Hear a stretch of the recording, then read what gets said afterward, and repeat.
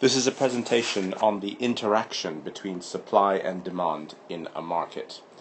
We know that a market needs both firms to supply and consumers to demand. So the consumers are represented by the demand curve in a market, and the suppliers or producers are represented by the supply curve. Now, when these two elements meet in a market, we have usually an equilibrium. So eventually the market settles at an equilibrium level where the quantity that consumers wish to buy at that price is equal to the quantity that suppliers wish to supply at that price. So at the equilibrium point, the equilibrium price and equilibrium quantity, both consumers and producers are satisfied, and there is no incentive for either of them to change their behavior. However, the equilibrium is not necessarily the initial or automatic state of affairs in a market. It is quite possible to have a situation which we call excess supply. If the price set by the market is above the equilibrium level, then it is quite obvious from this diagram that at the price that we have at the moment, the quantity that producers wish to supply is greater than the quantity that consumers wish to buy. Therefore, we have a situation where quantity supplied is greater than quantity demanded, and we call this a situation of excess supply.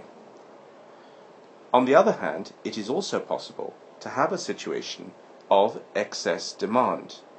In this situation, the price is below the equilibrium level, and the quantity that consumers wish to buy at this price is greater than the quantity which suppliers wish to supply. And this is a situation of excess demand. So we can see that the equilibrium is not necessarily the automatic state of affairs in a market. But although we may have situations of disequilibrium, which is either excess demand or excess supply, these two situations of disequilibrium will only be temporary. They will not last. So, what we can see, and what we're about to illustrate, is that in a situation of disequilibrium, we have unleashed market forces which restore the equilibrium. So whenever we start with a disequilibrium situation, market forces are unleashed which restore the equilibrium. Let's see these market forces in action. Let's start, therefore, from a situation of excess supply. Here, the price P1 is higher than the equilibrium price, and the quantity that suppliers wish to sell at this price is greater than the quantity that consumers wish to buy.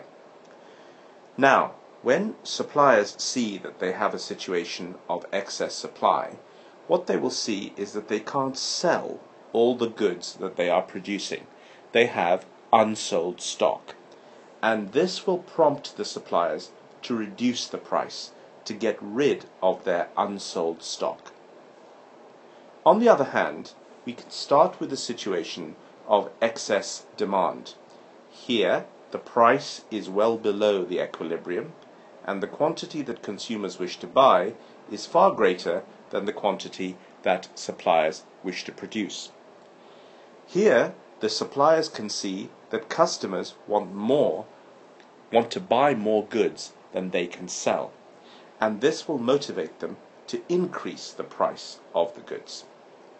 So what we can see is that whenever we start with a situation of disequilibrium, which may be a situation of excess supply, where the price is above the equilibrium, or a situation of excess demand, where the price is below the equilibrium, market forces will come into play which will restore the price towards the equilibrium level, where both consumers and producers are simultaneously satisfied. This is how the market adjusts from disequilibrium back to equilibrium. It is an automatic process and makes the market quite an efficient allocator of scarce resources.